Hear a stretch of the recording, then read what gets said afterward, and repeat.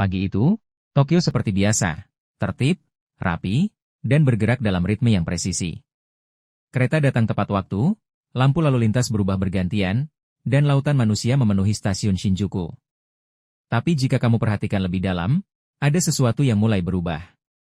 Di antara kerumunan itu, semakin sedikit wajah muda yang terlihat.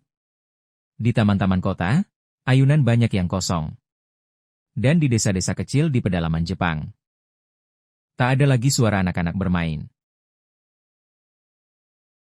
Jepang kini berada di tengah fenomena demografis terbesar dalam sejarahnya. Penurunan populasi. Pada tahun 2023, Jepang hanya mencatat sekitar 758.000 kelahiran, sementara jumlah kematian mencapai lebih dari 1,5 juta orang. Artinya, penduduknya berkurang ratusan ribu setiap tahun. Lebih dari 30% warga Jepang kini berusia di atas 65 tahun. Sekolah-sekolah di pedesaan tutup karena tak ada lagi murid. Dan di beberapa daerah, pemerintah bahkan menawarkan rumah gratis. Asal ada yang mau tinggal di sana. Di banyak tempat, kamu bisa berjalan bermil-mil tanpa melihat anak kecil. Kota-kota yang dulu ramai kini perlahan menjadi sunyi. Dan di balik kesunyian itu, ada pertanyaan besar yang terus menggema. Apa jadinya sebuah bangsa jika tak lagi memiliki generasi penerus? Masalah ini bukan sekadar tentang angka kelahiran, tetapi tentang gaya hidup, ekonomi, dan budaya yang berubah.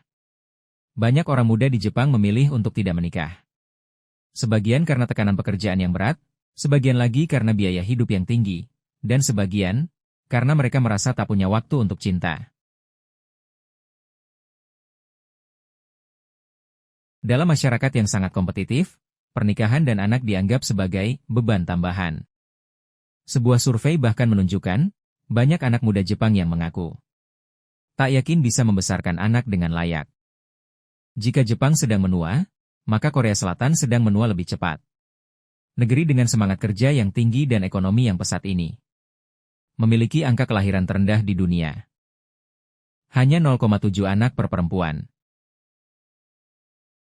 Harga rumah di Seoul melambung tinggi, biaya pendidikan sangat mahal, dan jam kerja yang panjang membuat banyak orang tidak sempat menikmati hidup.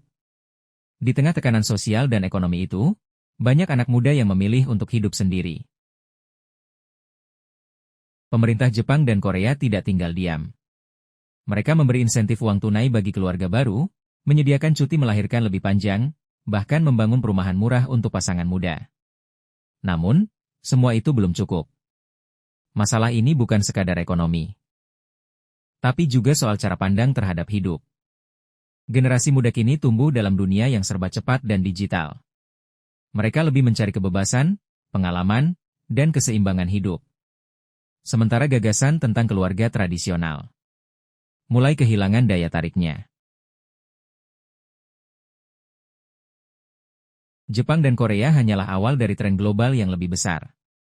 Negara-negara di Eropa Timur, bahkan Tiongkok, mulai menghadapi hal serupa, penurunan kelahiran yang drastis. Untuk pertama kalinya dalam sejarah manusia, banyak negara akan kehilangan lebih banyak warga daripada yang mereka lahirkan.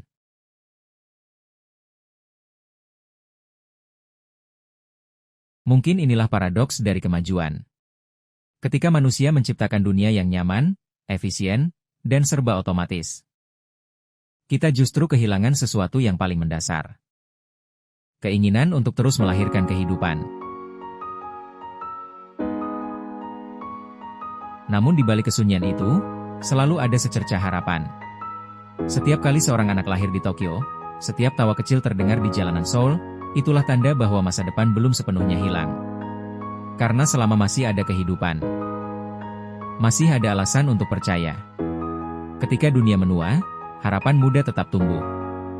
Dan mungkin, dari keheningan inilah, lahir cara baru untuk mencintai kehidupan.